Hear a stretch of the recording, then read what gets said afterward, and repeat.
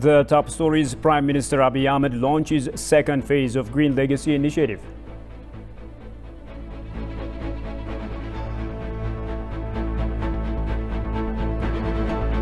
And the House of People's Representatives deliberates on draft budget for the coming fiscal year.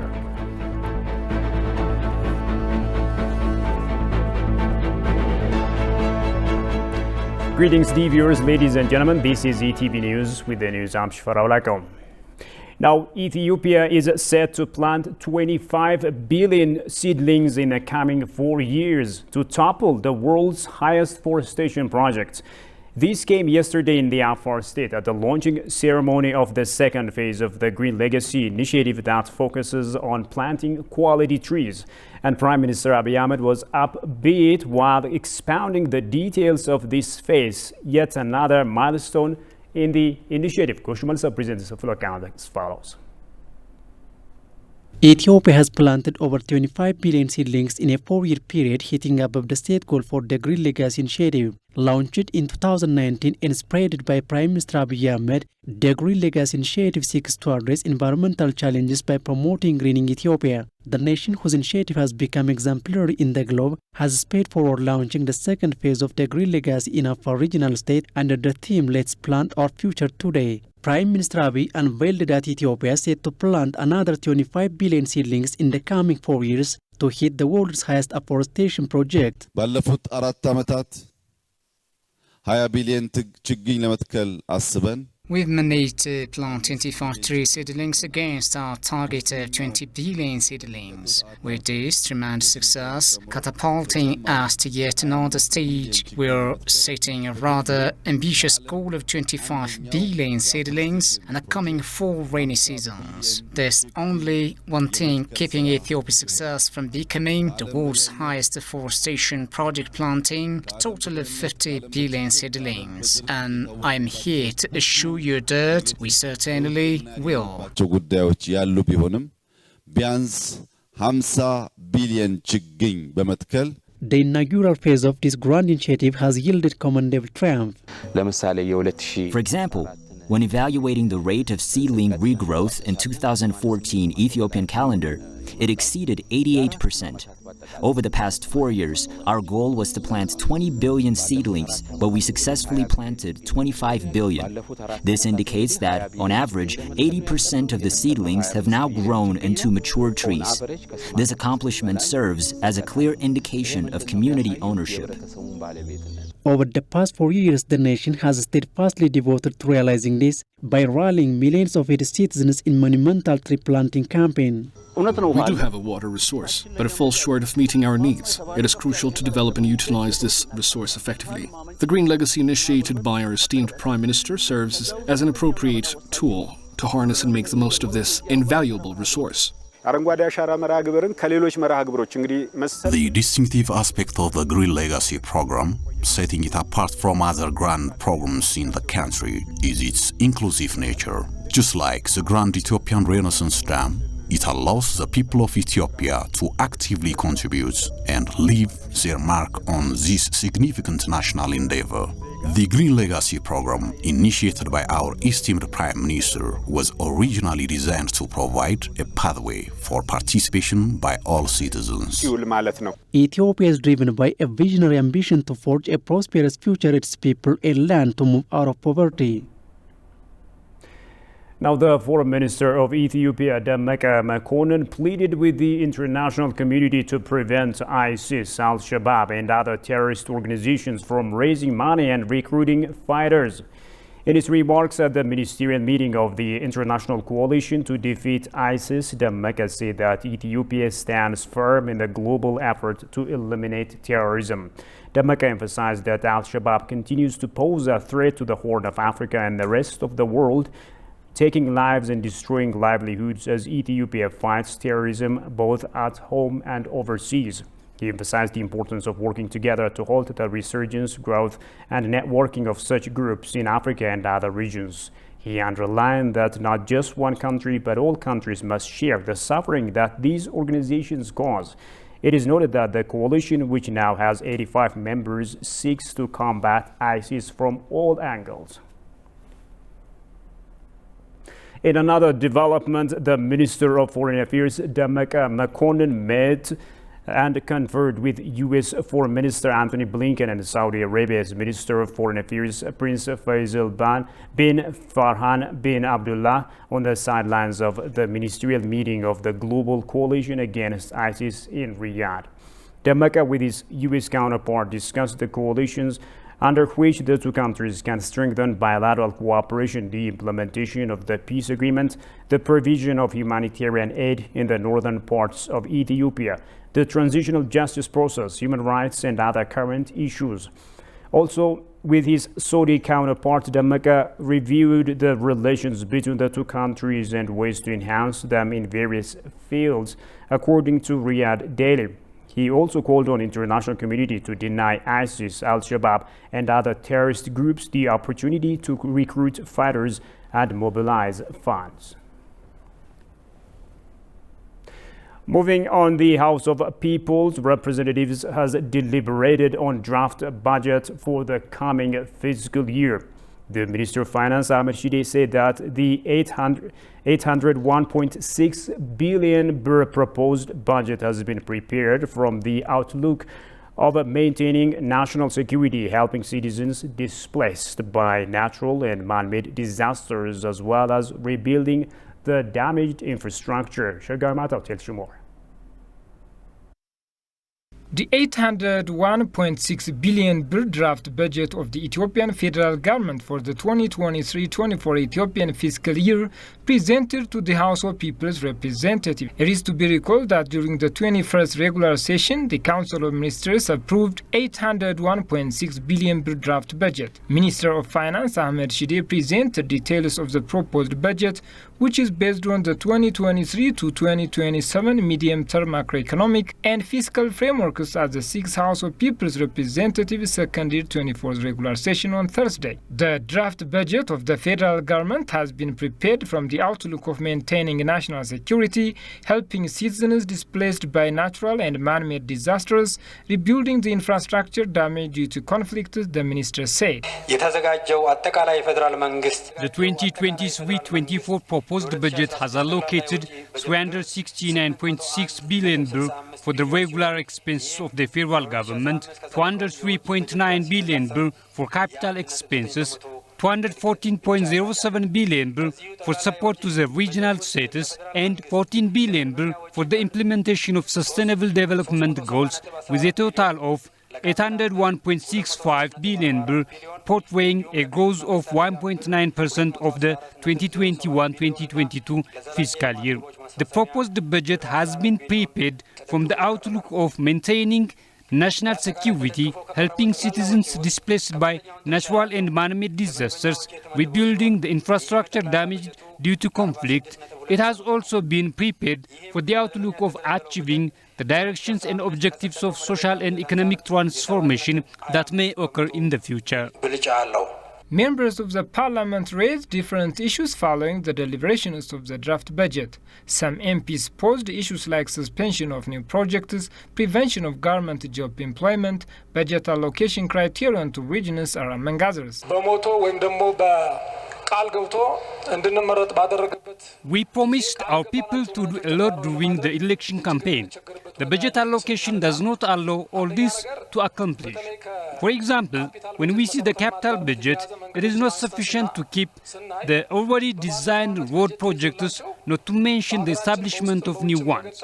Some are disrupted due to the conflict. So, how can we convince our people when we go back during summer vacation? Responding to questions raised from the members of parliament, the finance minister said, "We don't have the income to establish new projects. We do not have the money that enables us to construct new projects for the coming year, as there is no ample income.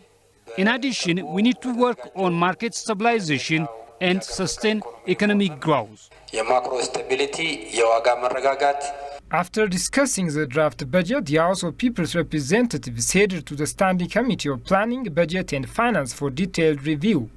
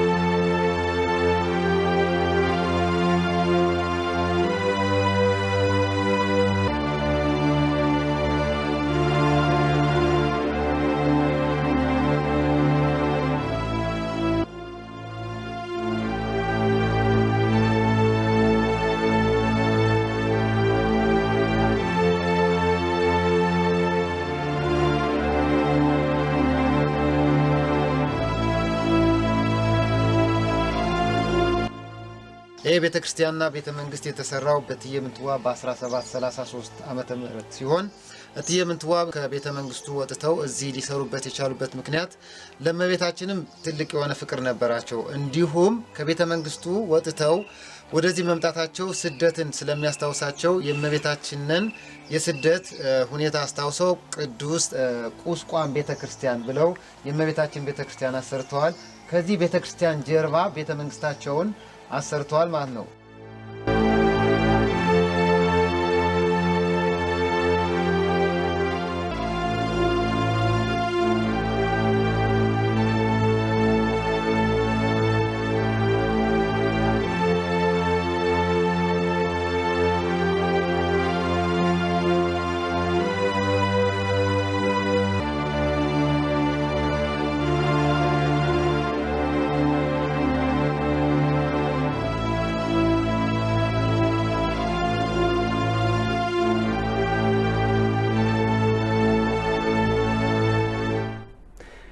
Welcome back. Now, the U.S. has announced the approval of the $112 million country operational plan 2023, COP23, through the U.S. President's Emergency Plan for AIDS Relief Program to support Ethiopia's continued response to end HIV/AIDS in 2030. COP23 represents the culmination of the cooperation between U.S. President's Emergency Plan for AIDS Relief and the Ministry of Health to plan and develop programming to support the needs of people living with HIV in Ethiopia. The approval of COP23 by Ambassador John Nkenga Song, U.S. Global AIDS Coordinator and Special Representative for Health Diplomacy, guarantees a continuation of the program conducted in Ethiopia in close partnership with the Ministry of Health, which will ensure Ethiopia is on track to achieve the goal of epidemic control by 2030. That's according to a press release from the U.S. Embassy in Addis. Moving on, the Russian Federation has always remained a genuine partner with its unshakable relations with successive governments of Ethiopia. The Russian ambassador to Ethiopia has called on Ethiopia's leadership and the general public to fortify the relationship with the Russian Federation, collaborating on a range of initiatives. Kasaun Chane reports. One may learn from the long-standing bilateral relations and strong political and people-to-people contacts with Ethiopia that the Russian Federation has always been a reliable partner and has maintained stable relations with Ethiopia under numerous regimes over the age. According to Russian ambassador to Ethiopia, the partnership and cooperation between Ethiopia and Russia will grow in a number of areas. On exclusive interview with BBC English, Tarahin emphasized that despite political and historical changes, Ethiopia and Russia will have always been highly trustworthy and close friends. Traditionally, excellent bilateral relations between our countries. I have spoken, including you, on many occasions about the history of our bilateral relations. So maybe today it would be better just to make a stop on a short stop on the present day situation. First, political relations, they're excellent. We're developing contacts at the highest level between the leaders of our countries.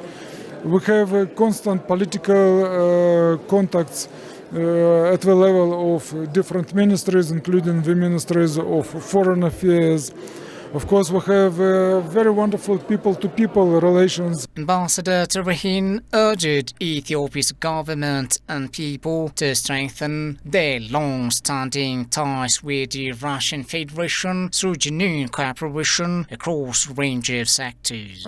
What we should do, I think, and I firmly believe now, is to strengthen our bilateral political and humanitarian and people-to-people relations with equal business, financial, trade cooperation. We are working on it. It's not easy, of course, especially under the present-day world situation when both of our countries are experiencing on themselves unjustified sanctions and pressure from certain powers. But nevertheless, we shall overcome all the problems, and I firmly believe that our bilateral relations have a very bright future. The envoy stated that Russia is considering how to use space technologies to further Ethiopia's specific practical goals in reference to space cooperation. It was to be noted that during a visit of Russian Foreign Minister Sergei Lavrov to Ethiopia, the two nations decided to continue enhancing their ties in terms of international diplomacy, business, trade, research and technology. Ethiopia and Chile have reiterated continued commitment to cooperating on multilateral issues, according to the Ministry of Foreign Affairs of Ethiopia. Ambassador Misganu Arga, State Minister for Political and Economic Diplomacy Affairs at the Ministry of Foreign Affairs of Ethiopia, received at his office the newly appointed Ambassador of Chile, Rodrigo Guzman Barros. Their discussion focused on ways of further deepening the long-standing diplomatic ties, especially in the areas of agriculture, tourism, and cultural diplomacy. The two sides also reiterated the commitments of the respective governments to cooperating on multilateral issues, according to the ministry.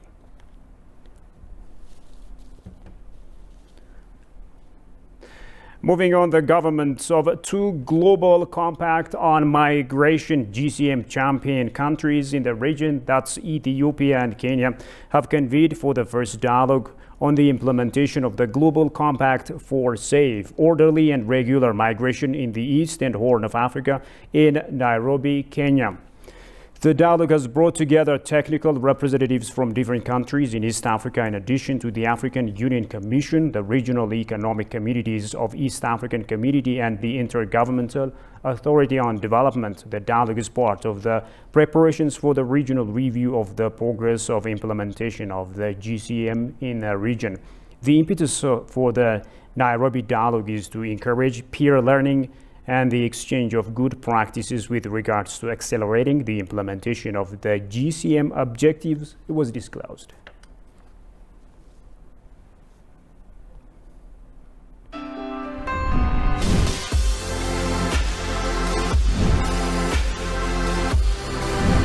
Ethiopia, as a country, has always been known worldwide the best place for tourism. Remind me my visits to different beautiful sites in Ethiopia. Tour guides are really important in the development of tourism. In general, I would say they are the biggest ambassadors of the country and the sector. All people is best for this city. This area, this is a national museum for Addis Ababa.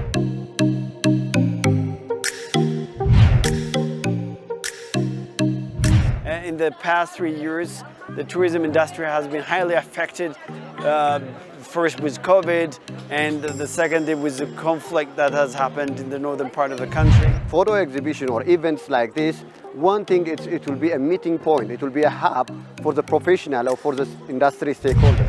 Addis is a vibrant and flourishing city where many people from the regions and the international community who are the diplomatic corps resident in Addis and also tourists passing via. Best option for like in Ethiopia, Unity Park. This is the best option for visitor.